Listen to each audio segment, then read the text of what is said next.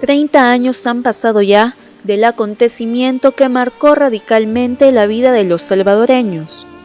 Faltaban casi 10 para las 12 cuando un movimiento sísmico de una magnitud de 5.7 grados a la escala de Richter estremeció la capital.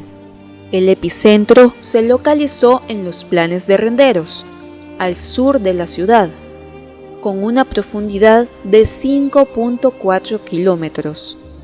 La onda expansiva se dirigió hacia el norte de la capital, atravesando el centro y causando un rastro de daños por su paso en los barrios San Jacinto, Santa Anita, Candelaria y el reparto Santa Marta. Los edificios que colapsaron ya habían sufrido un primer daño en el terremoto de 1965, que fue un terremoto también histórico, y estos solo los remendaron. No había una ley muy vigente y muy estricta en cuanto a la reparación de esta estructura. Entonces, edificios colapsaron ya para el terremoto del 86. Entonces, el aspecto de colapsar y que cayeron en forma de sándwich, pues lo que provocó más varias muertes. Casi en el Darío fueron 500 y algo los muertos, y sí se lograron rescatar en las primeras 6 horas más de 50, 60 personas que quedaron dentro de los escombros y que quedaron cerca o accesibles a poderlos sacar. El 10 de octubre de 1986 ocurrió uno de los terremotos más destructivos de la historia de San Salvador, dejando un aproximado de 1.500 fallecidos, 10.000 heridos, 60.000 viviendas destruidas y 200.000 damnificados. La mayoría de la infraestructura de la capital colapsó y otros inmuebles sufrieron daños significativos.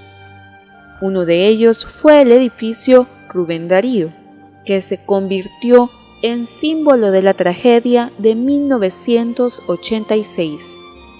En el barrio San Jacinto, 42 niñas perdieron la vida bajo los muros y techo de la escuela Santa Catalina. Asimismo, el terremoto ocasionó que más del 90% de la infraestructura del Ministerio de Salud quedara destruida, reduciéndose drásticamente la capacidad de atención del sistema de salud público. Era un hormiguero completo, toda la gente de dónde salió no sé, había trabajo de oficinas, empezó a llenarse de un montón de heridos. Entonces la clínica inmediatamente la manejaba el doctor Luis Francisco Quesada, era el jefe en ese momento, empezó a organizar un pasillo, y empezamos a ayudarle a organizar a los heridos, a clasificarlos, pero en ese momento empezamos a recibir los reportes de los diferentes edificios dañados. A algunos se nos desplazó para edificios aledaños, por ejemplo a mí me correspondió irme para el Hospital Nacional de Niños Benjamín Blum, y otros compañeros se fueron a diferentes edificios, cada quien en los vehículos y en la forma en que nos podíamos mover. De igual forma, en el sector educación se estimó que unos 150 centros educativos fueron dañados total o parcialmente, siendo la mayoría del Ministerio Público. Inmediatamente, miembros de los diferentes cuerpos de socorro acudieron a las zonas más afectadas, entre ellos Cruz Roja Salvadoreña, cumpliendo con su principio fundamental, la humanidad. El llamamiento se hizo en el momento, iniciamos alrededor de unos 100 socorristas que siempre nos presentamos en San Salvador para que nos distribuyan, pero vinieron de las seccionales. Como el terremoto fue focalizado básicamente en el centro, sí vinieron de seccionales a apoyar, llegando casi a un número de 1.500 socorristas que nos movilizamos en la zona central y empezar también a atender la parte médica.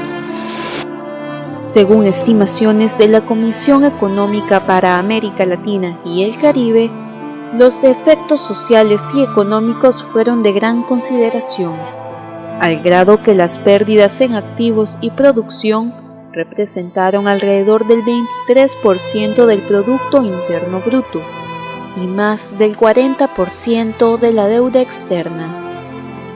Luego de estar en la labor propia de rescate y evacuación de víctimas, comenzamos a ver, en mi caso, pues empezamos a ver la organización de apoyo hacia los hospitales. Por ejemplo, el Hospital Nacional Rosales fue el primer hospital en ser saturado totalmente y extrasaturado, diría yo, de víctimas. Luego San Rafael, y empezaron a saturarse los hospitales de acá. Entonces, una de las acciones fue comenzar a ver en la parte periférica qué hospitales o unidades de salud podrían dar el abasto que necesitábamos para mandar a las víctimas. A través de la Federación Internacional se comenzaron a obtener insumos para apoyar a estos lugares con equipamiento médico, quirúrgico y lo que se pudiera conseguir en el momento mismo de las posteriores horas. La Cruz Roja en ese momento comenzó a organizar también las acciones de refugios y albergues, ¿verdad? Alojando a las personas donde se pudiera, porque a diferencia de otros eventos catastróficos que hemos tenido en años anteriores al 86, destruyó los hogares. Y algo bien interesante, la mayor parte de daño después de los edificios que he mencionado fue en aquellos lugares a donde las viviendas eran de adobe y bajareque, particularmente mesones. Entonces la gente de estos lugares quedó completamente desalojada.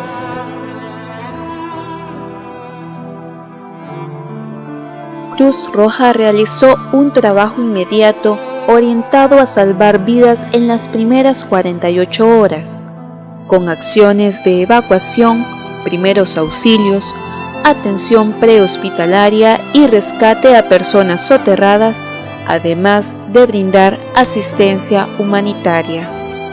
En el terremoto de 1986, los principales lugares de ejecución por parte de Cruz Roja Salvadoreña fue el edificio Rubén Darío, Hospital Nacional Rosales y otras infraestructuras ubicadas en el centro de San Salvador, donde hubo gran cantidad de personas soterradas.